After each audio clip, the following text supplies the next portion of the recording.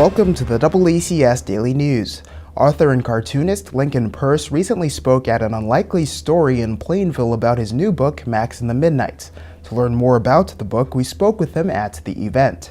I've just written a book called Max and the Midknights, and I'm here at an Unlikely Story tonight to talk to some kids about the book, tell them a little bit about the story. It's a comedic adventure story that's set in the Middle Ages, and it's the first in what I think is going to be a series of at least a couple of books, 2 or 3 books.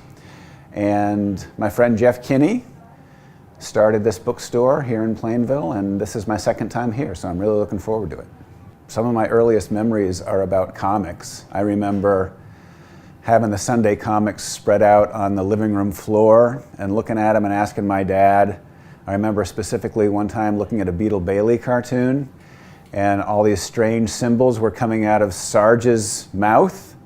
And I said, "What does that mean?" And my dad explained that that meant that Sarge was using language he shouldn't be using.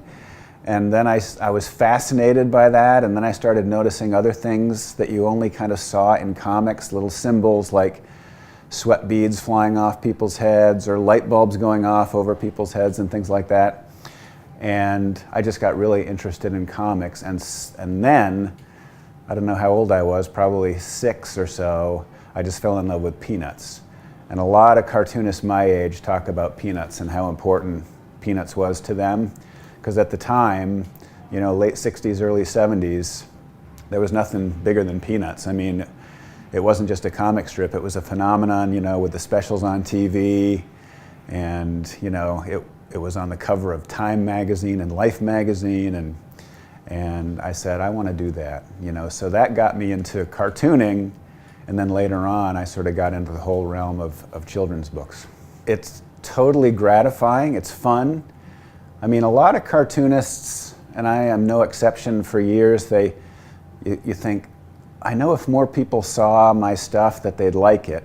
And in my case, I had a comic strip in the newspaper, but it wasn't in all that many newspapers, and kids don't read newspapers. And I knew that if I could find a way for kids to see my comic strip, they'd like it, and they'd like the characters.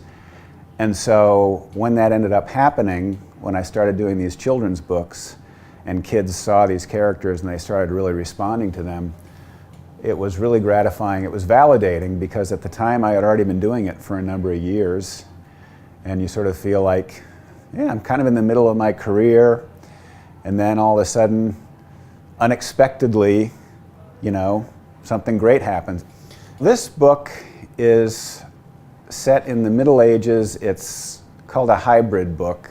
So it's not really a graphic novel, it's not really an illustrated novel. Hybrids are sort of books that they combine comics and text together, and that's a format that I really like. So I think just about anything I do in the future is going to be this same format.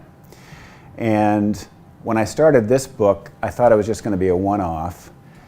And then the more I worked on it, the more I realized I really liked the characters and I could probably tell more stories. So I think the next thing I'll do, once I have to go out and do some publicity for this book, the publisher is sending me on a book tour in a couple of weeks. I'll be down south in Texas and Florida and a lot of different places. And once I get back from that, I think I'm just going to start the next book in this series and see what happens. I want to thank Jeff and all the folks here at Unlikely Story, because it's a great bookstore. They have an event space here that is second to none. You know, as an author, a lot of times you go around and you do bookstore events, and sometimes, you know, you're crammed in a really small space, or, you know, they set up an easel for you to draw on and the easel's sort of falling down and stuff, and at Unlikely Story they've got this incredible space where you can, I'm going to show a slideshow, and Jeff and I are going to do some drawing together for the kids. That's it for today's update. You can watch all of our content by visiting our website, DoubleACS.com, by downloading the DoubleACS mobile app, or if you have a Roku, you can search for the DoubleACS Roku channel. For DoubleACS News, I'm Austin Ricketts.